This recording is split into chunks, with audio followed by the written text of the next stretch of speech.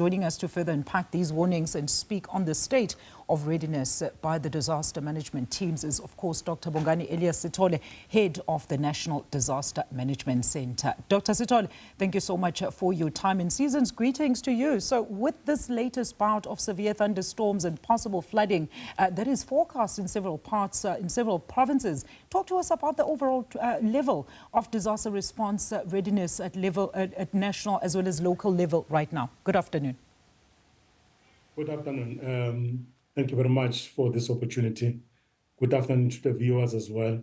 Yes, actually, this warning, we know that it normally comes with the heavy downfalls, accompanied by the strong winds, as I've seen in one of your clips, to say yesterday, some of the areas, they were actually affected by the strong winds as well. So this kind of warnings, it tells us as disaster management and fire services to say which area we can prioritize, but also to make sure that we're strengthening our rescue capability, but also our disaster teams as well.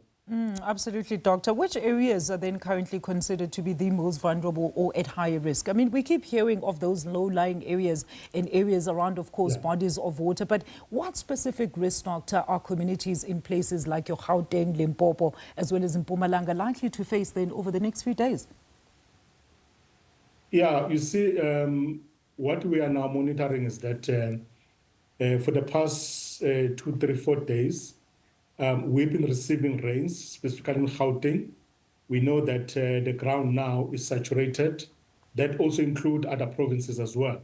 So any small rainfall will actually result to the floodings, either to the roads and so forth, but also some of the rivers, they might actually overflow, then affect the low-lying areas like your, specifically in Gauteng, when you go to Alex and other informal settlement as well.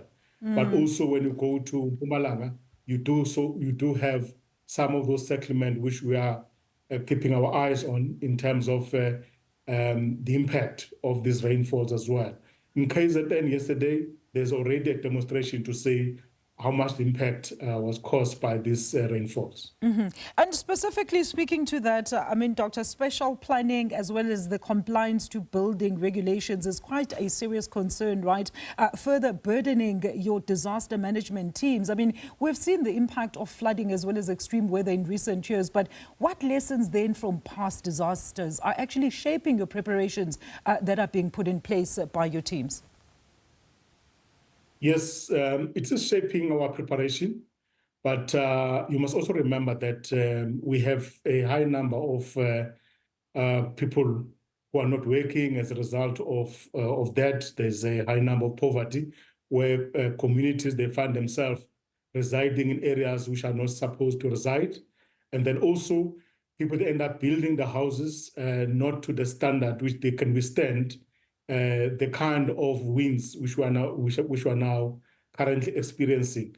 So it's a matter for us to work with the Department of Human Settlement and see how best we could actually assist specifically the communities in rural areas in terms of either complying with the building standard or maybe training those people who normally build houses or homestead in rural areas.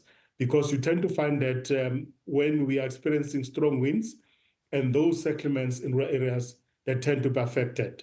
So it's a matter of for us to work with the traditional chiefs, to work with the Department of Human Settlement and see how best we can meet the communities halfway so that we can deal with the problem. Absolutely, Doctor, because the infrastructural damage during these storms is also quite a cause for concern. Now, if the situation, let's say, does escalate and flooding or storm damage occurs, what are the immediate response measures in terms of emergency services, evacuations, as well as temporary shelters for those that are affected?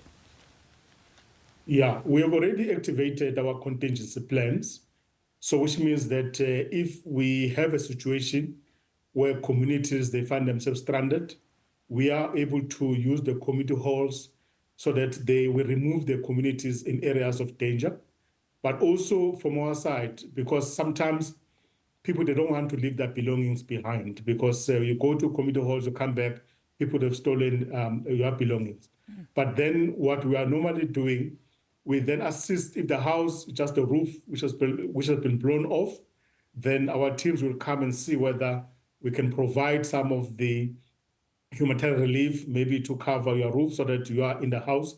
But in areas where the house is completely flooded, then we have to relocate the communities. But also now, what we are also doing, we want to make sure that if we relocate you because of the floods, then we have to work with the human settlement and other agencies in the local municipality space so that you don't go back in the very same place, because we might rescue now, but next year we'll be dealing with the very same problem. So we want now to minimize those kind of impact as we move forward. So our teams will make sure that we enhance the capacity of our teams, also to make sure that our training is more intense so that we deal with these violent floods, which we're experiencing right now. And Doctor, I mean, I know this is just a side-by question. What do you think, I mean, in terms of your experience, actually causes some of the slow response for disaster management teams in reaching some of these devastated areas on time? Is it the issue of infrastructure? I know that in rural areas, specifically in rural KZN, there's still roads that are inaccessible where these communities actually reside. And how are you working to try and at least move conversations along in that regard? Yes, yeah, we are 100% correct. When you're experiencing floods, they tend to affect the infrastructure, specifically the roads, then indirectly affect our turnaround time in terms of our teams reaching to those affected communities. But also in other areas, we still have the low-lying bridges. So our teams, we find it very difficult to cross those low-lying bridges. But what we have done now, as a plan B, we are working very closely with the SNDF. So you will see in the next 6 months where we are able to lift our teams with a helicopter and then drop them in those sites, and then we're able to assist the community.